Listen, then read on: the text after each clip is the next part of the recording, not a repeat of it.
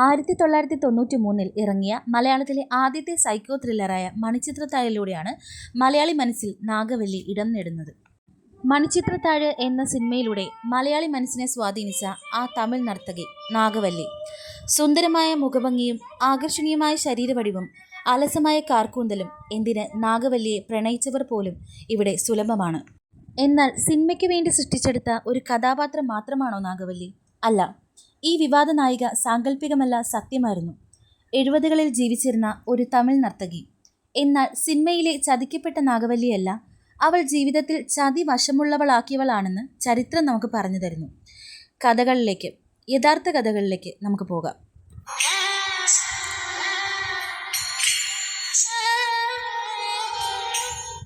ചരിത്രം മറിച്ചു നോക്കിയാൽ തിരുവിതാംകൂർ രാജ്യചരിത്രത്തിൽ ഒക്കെ തന്നെയും നാം കാണുന്ന ഒരേയൊരു പേര് നാഗവല്ലി. 500 വർഷം പുറകോട്ട് പോവേണ്ടതുണ്ട്. അതെ, തൊട്ടുകൂടായ്മയും തീണ്ടുകൂടായ്മയും നിലനിൽക്കുന്ന കാലത്തിൽ പയറ്റിത്തെളിഞ്ഞ ആലപ്പുഴ മുട്ടം എന്ന സ്ഥലത്ത് പയറ്റിത്തെളിഞ്ഞ 2 യോദ്ധാക്കളുണ്ടായിരുന്നു. ഇവർ താഴ്ന്ന ജാതിയിൽപ്പെട്ടവരായിരുന്നു. താഴ്ന്ന ജാതിയിൽപ്പെട്ടവർ പയറ്റിത്തെളിയുന്നത് വലിയ കുടുംബങ്ങൾക്ക് ഇഷ്ടമല്ലായിരുന്നു. എങ്കിലും ഇവരുടെ വീരസാഹസ്യങ്ങൾ രാജാവിൻ്റെ ചെവിയിലെത്തുകയും രാജാവ് ഇവരെ കൊട്ടാരത്തിലേക്ക് ക്ഷണിക്കുകയും ചെയ്യുന്നു. തങ്ങളുടെ ഒരേയൊരു സഹോദരിയുടെ യാത്രയും പറഞ്ഞ് കൊട്ടാരത്തിലേക്ക് തിരിക്കുന്നവർ വഴിയിൽ വെച്ച് തങ്ങളെ കൊട്ടാരത്തിലേക്ക് രാജാവ് വിളിച്ചത് കൊല്ലാനാണെന്നുള്ള തെറ്റായ ധാരണ ഇവരുടെ ഇടയിൽ പരക്കുകയും ഇവർ സ്വയം വെട്ടേറ്റു മരിക്കുകയും ചെയ്യുന്നു.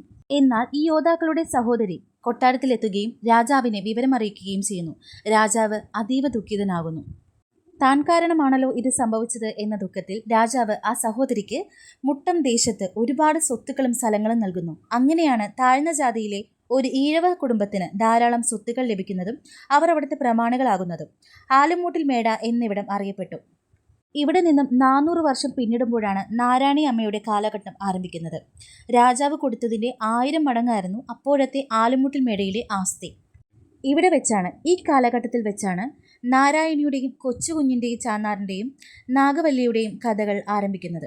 തറവാടിൻ്റെ മുഴുവൻ സ്വത്തും കൈവശം വെച്ചിരുന്നത് നാരായണിയമ്മയായിരുന്നു. എന്നാൽ ഈ സ്വത്തുക്കൾ മക്കൾക്ക് കൈമാറുന്നതിൽ നാരായണിയമ്മയ്ക്ക് താല്പര്യമുണ്ടായിരുന്നില്ല. അവർക്കതിനുള്ള പ്രാപ്തിയില്ല എന്നവർ വിശ്വസിച്ചിരുന്നു. അതുകൊണ്ട് തന്നെ തൻ്റെ അർദ്ധ സഹോദരനായിട്ടുള്ള കൊച്ചുകുഞ്ഞിനെ തറവാടിൻ്റെ കാര്യസ്ഥനാക്കി മാറ്റി. എന്നാൽ ഈ കാര്യസ്ഥൻ പിന്നീട് കാര്യക്കാരനായി മാറുകയും സ്വത്തുക്കൾ പിടിച്ചെടുക്കുകയും ചെയ്തു. എന്നിരുന്നാൽ തന്നെയും കൊച്ചുകുഞ്ഞ് കാരണം ആ സ്വത്തുക്കൾക്ക് അഭിവൃദ്ധി മാത്രമേ ഉണ്ടായിരുന്നുള്ളൂ. അക്കാലത്ത് സ്വന്തമായി കാർ ഉണ്ടായിരുന്ന 2 വ്യക്തികൾ മാത്രമേ കേരളത്തിൽ ഉണ്ടായിരുന്നുള്ളൂ. ഒന്ന് തിരുവിതാംകൂർ രാജാവും 2 കൊച്ചുകുഞ്ഞ് ചാന്നാറും. കേരളത്തിൽ ആദ്യമായി മോട്ടോർ സൈക്കിൾ കൊണ്ടുവന്നതും കൊച്ചുകുഞ്ഞ് ചാന്നാർ തന്നെയാണെന്ന് ചരിത്രം നമ്മളെ അറിയിക്കുന്നു. രാജാവുമായി വളരെ അടുത്തൊരു ബന്ധം തന്നെയാണ് ചാന്നാർ നിലനിർത്തിപ്പോന്നത്. അതുകൊണ്ട് തന്നെ രാജാവ് കൊച്ചുകുഞ്ഞിന് ചാന്നാർ എന്ന പദവി കൽപ്പിച്ചു നൽകി. പൊതുകാര്യങ്ങളിൽ ഇടപെടുന്നതിനുള്ള അവകാശം എന്നാണ് ചാന്നാർ എന്ന പദവി. എന്നാൽ തങ്ങളുടെ സ്വത്തുക്കൾ കൈവശം വെച്ച് അനുഭവിക്കുന്നതിൽ നാരായണനും മക്കൾക്കും കൊച്ചുകുഞ്ഞിനോട് വലിയ താല്പര്യമൊന്നും തന്നെ ഉണ്ടായിരുന്നില്ല. എങ്കിലും അവർ നിശബ്ദരായിരുന്നു. കാരണം മരുമക്ക സമ്പ്രദായത്തിലൂടെ ചാന്നാറിൻ്റെ കാലശേഷം സ്വത്തെല്ലാം തങ്ങൾക്ക് വന്നു ചേരും എന്നവർ വിശ്വസിച്ചിരുന്നു. പ്രഭു സമാനമായൊരു ജീവിതമാണ് അദ്ദേഹം നയിച്ചിരുന്നത്. അദ്ദേഹത്തിൻ്റെ കൊട്ടാരത്തിൽ 100ഓളം വേലക്കാരികൾ ഉണ്ടായിരുന്നു. അതുകൊണ്ട് തന്നെ ഒരുപാട് ശത്രുക്കൾ അകത്തും പുറത്തുമായി ഇദ്ദേഹത്തിന് ഉണ്ടായിരുന്നു. പകൽ സമയങ്ങളിൽ പ്രമാണിയായും രാത്രി സമയങ്ങളിൽ കല ആസ്വാദനമായും അയാൾ കഴിഞ്ഞുകൂട്ടി. അദ്ദേഹത്തിൻ്റെ ഏറ്റവും പ്രിയപ്പെട്ട നൃത്തകലാരൂപം ആസ്വദിക്കുന്നതിനായി ഇദ്ദേഹം തമിഴ്നാട്ടിലേക്ക് പോകുന്നു.